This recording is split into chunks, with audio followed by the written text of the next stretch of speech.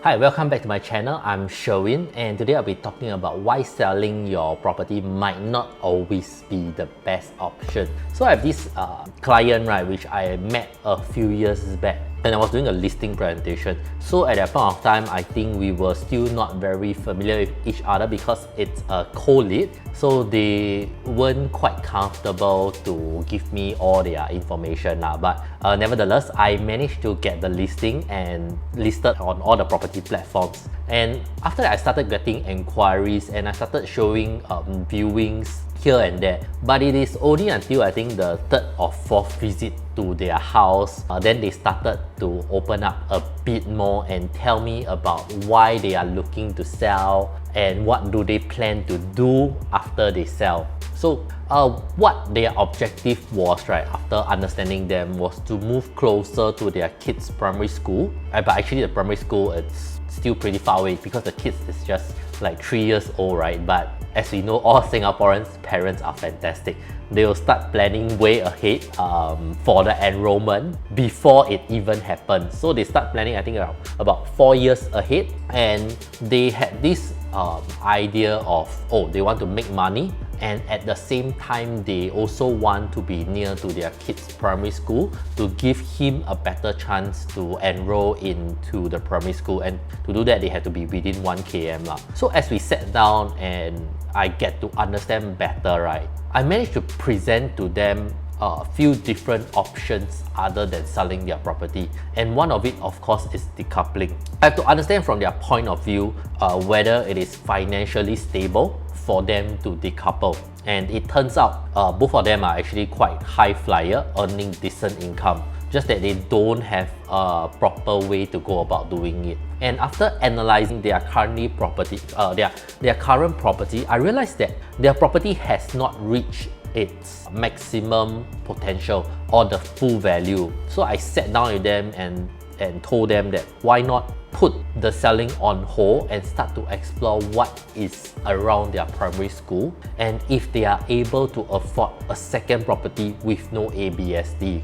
And that's where I come in, and I started to do all the financial calculations and stuff, and we started looking for property around the area. So it progressed rather quickly, and today I'm actually very proud to say that they are proud owners of 2 properties, and they have actually exited from their previous property which they have been staying in and move on to the new property that they have bought from me 3 to 4 years back. So to put things into perspective, I would like to show you some numbers. When I met them at that point of time, they were holding on to an e-call Osville. Osville is somewhere at Sengkang, Punggol area, and they have a 2-bedroom. And if they were to sell at that point of time, right, the amount that they can afford to sell on 7th Jan, it's only around the 700,000 range. So at that point of time, I say that actually I feel that your property is still rather undervalued based on the surrounding transformation and all the GLS and activities happening around the area. It is better for them, if they can, to hold on to their current property. Fast forward 3 years, right? They collected keys to their new place in Woodleigh, which I'll show you how much it performed as well. They managed to sell their existing property at 260,000 higher just last year. So by holding on to their property for another 3 years, right, they made an additional 260,000. On top of that, the bonus is, of course, they got into the primary school of their choice for their kids.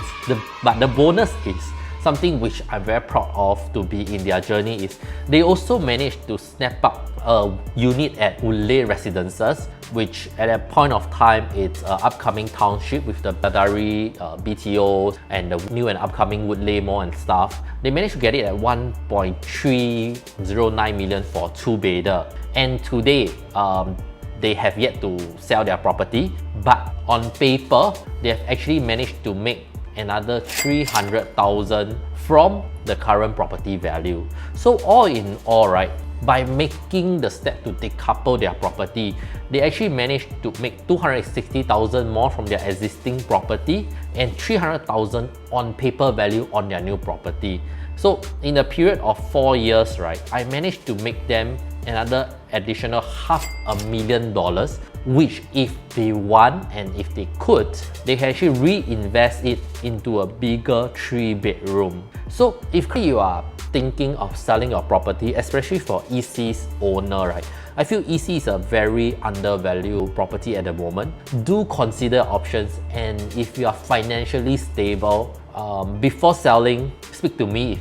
That will be the best. If not, explore your options. Try to see if there's another option for you to decouple and buy a second property, and you could profit as much as how much my owners did 3-4 years back when they made this decision. Of course, if you're not as financially strong as my owner, you can always just sell off your EC at the moment because you have already profited when it MOP, and move on to your asset progression where you continue to build your capital. But all in all, what I want to say is there are many other options when it comes to asset progression or your property journey, and selling and decoupling might just be one of them. Just remember, all these are tools to help you reach your retirement goals earlier. So with that, I end off my video, and hopefully this is useful to you. If you do have any questions regarding your property journey or stuff like that, just drop me a DM or give me a call.